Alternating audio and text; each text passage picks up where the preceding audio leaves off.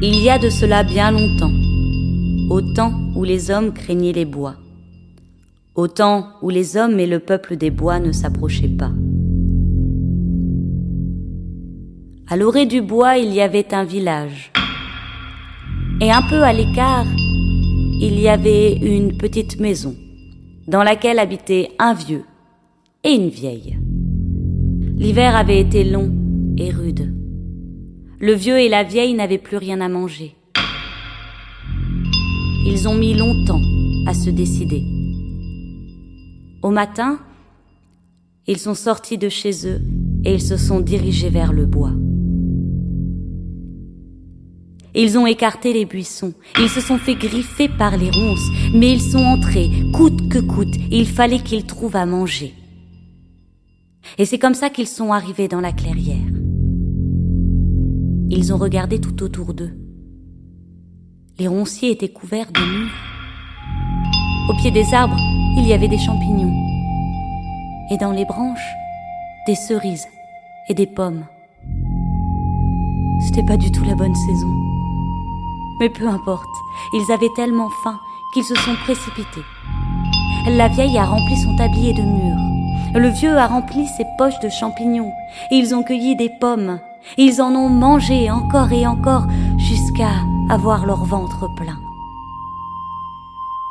Et puis la vieille a entendu un drôle de bruit. Elle a tendu l'oreille. Ah, ça devait être le vent. Elle a continué à ramasser ses mûres. Non, ça ne pouvait pas être le vent. C'était un cri. La vieille s'est figée, elle a lâché son tablier, les mûres sont tombées par terre. À quatre pattes dans les buissons, elle a fini par trouver un enfant. Elle a pris l'enfant dans ses bras, elle l'a posé dans son petit tablier, elle s'est approchée du vieux, le vieux a regardé l'enfant et l'a dit « Repose-le. On peut pas le laisser, c'est un enfant. Il va nous porter malheur. Tu n'y connais rien, regarde-le, si je le laisse, il va mourir. Oh non, il faut le reprendre avec nous, on ne peut pas le laisser là. Il a des cornes. Je lui ferai un petit bonnet, puis tu verras, personne n'en saura rien, ce sera bien caché et il sera beau comme ça avec son petit chapeau. Et ses jambes, il a des poils. Oh, je lui ferai un petit pantalon en lin, personne n'en saura rien. Il a des sabots à la place des pieds. Avec des petits souliers de cuir, personne ne le verra. Allez, gardons-le. On n'a pas de quoi le nourrir. Quand il y en a pour 2, il y en a pour 3. Et c'était décidé. Quand la vieille avait une idée en tête, le vieux ne pouvait pas l'enlever, alors ils ont gardé l'enfant. Ils l'ont ramené dans la petite maison et ils l'ont appelé Petit Pan.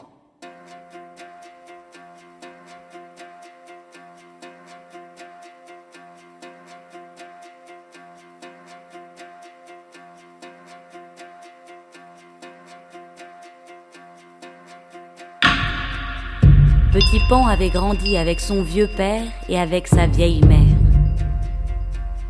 Tous les matins, il mettait son chapeau sur ses cornes.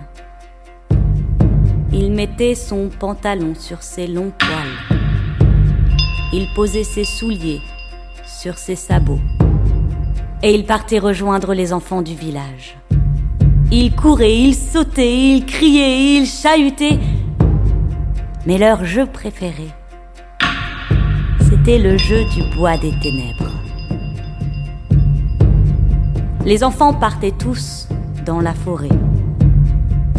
Et celui qui allait le plus loin et qui en revenait vivant, celui-là avait l'admiration de tous les enfants du village. Parce qu'il y a de ça des années, il y avait un des enfants qui s'était enfoncé bien plus loin que les autres. Il n'était pas revenu. Et son père Le bûcheron, celui qui connaissait bien la forêt, il y était allé pour chercher son fils. Mais il n'était pas revenu non plus. Alors quand on jouait au bois des ténèbres, on faisait bien attention à ce que les adultes ne regardent pas. Celui qui était le plus fort à ce jeu, c'était Petit Pan. Lui, quand il franchissait la petite barrière de buissons, qu'il traversait la clairière, il se sentait chez lui. Et il y en avait une autre qui le suivait de près, mais elle s'arrêtait toujours à la clairière. C'était Luce, une fille. Et les filles, ça l'intéressait pas, enfin du moins au début. Et puis quand il a eu 16 ans, il a commencé à la regarder.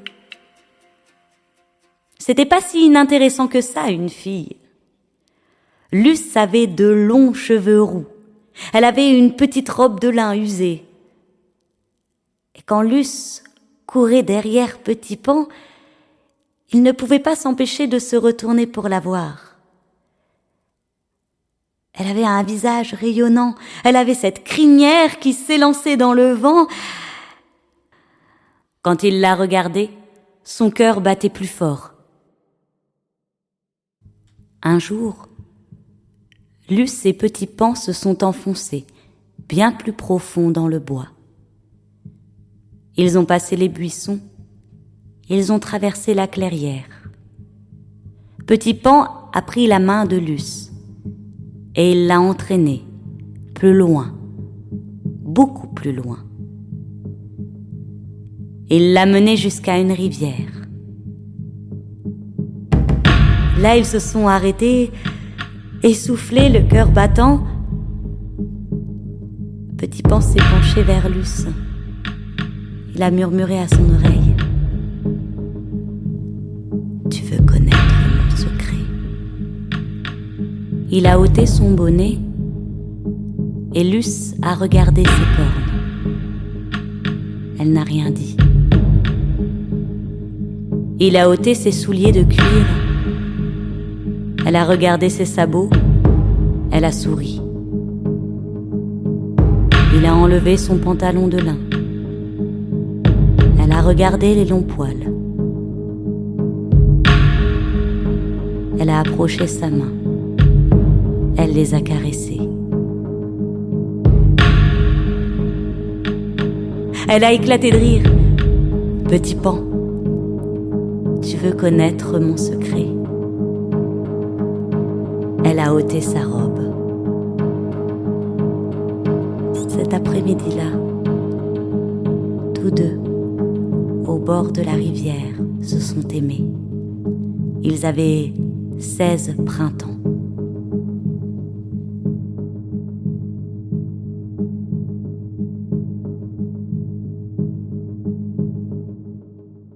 À la tombée de la nuit, Luce est rentrée chez elle. Allongé dans l'herbe, Petit Pan a senti le battement de la terre. Il a regardé la forêt autour de lui. Alors il s'est élancé. Il a couru droit devant lui. La forêt s'est ouverte. Et les sabots sur la terre humide, il a couru à en perdre haleine. Il a couru aussi vite qu'il l'a pu. Il savait exactement quel chemin il devait prendre. Il a bondi à travers les fourrés. Il a sauté entre les arbres. Il a hurlé son amour. Il aurait pu courir comme ça, jusqu'au petit matin. Mais sa course s'est arrêtée. Devant lui s'ouvrait une immense clairière. Et en son centre, un arbre. Un arbre tellement énorme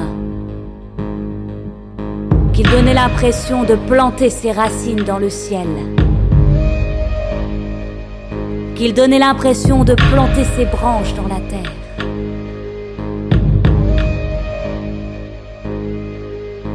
Petit Pan ne voyait même plus les étoiles.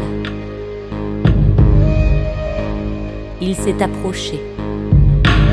Il a escaladé les énormes racines. Il a continué son chemin pendant de longues minutes jusqu'à arriver, enfin, au tronc de l'arbre. Il pouvait voir la sève briller à travers l'écorce.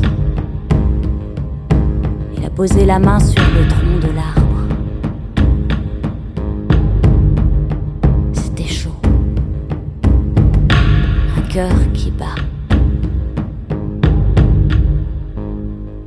Puis il a senti quelque chose glisser sous son sabot. Il a ramassé une graine qui battait au même rythme que la sève sous l'écorce de l'arbre. Elle était lumineuse. Alors il l'a serrée fort au creux de sa main et il est retourné vers le village.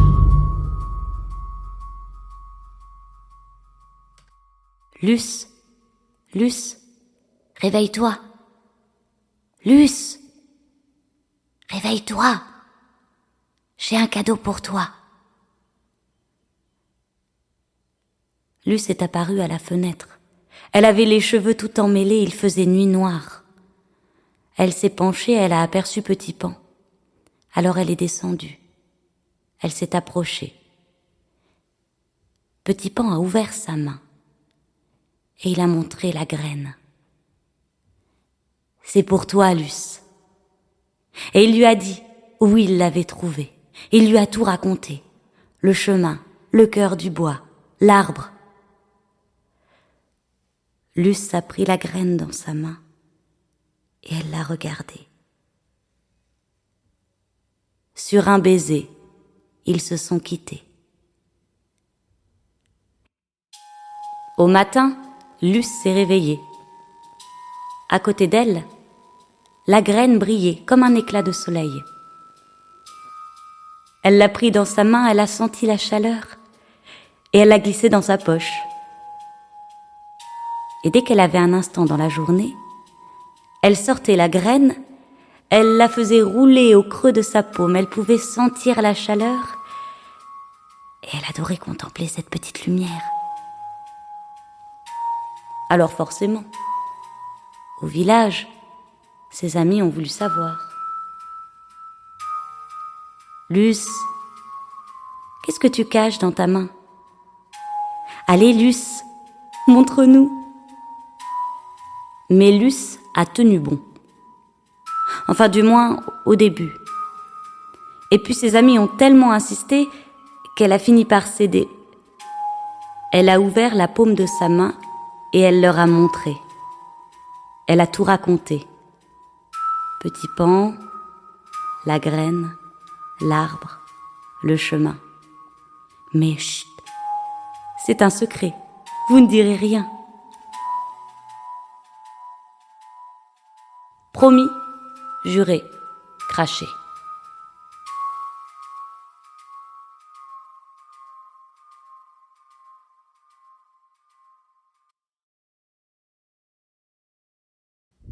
À la fin de l'après-midi, Luce et Petit Pan étaient au bord de la rivière.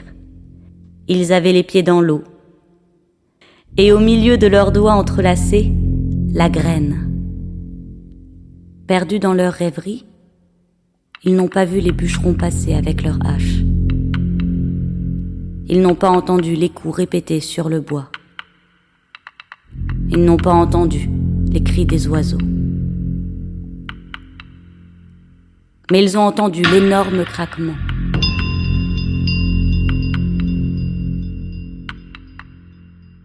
Quelques jours plus tard, la mort dans l'âme, Luce et Petit Pan sont partis du village, emportant la graine avec eux. On ne les a plus revus. Dans leur village, la forêt a cédé la place aux champs. Mais on dit que là-bas, tout au nord du monde, il y a une petite cabane. Et derrière cette cabane, il y a une immense forêt. Et quand on s'approche de ces arbres, qu'on pose l'oreille sur l'écorce, on peut entendre un cœur qui bat.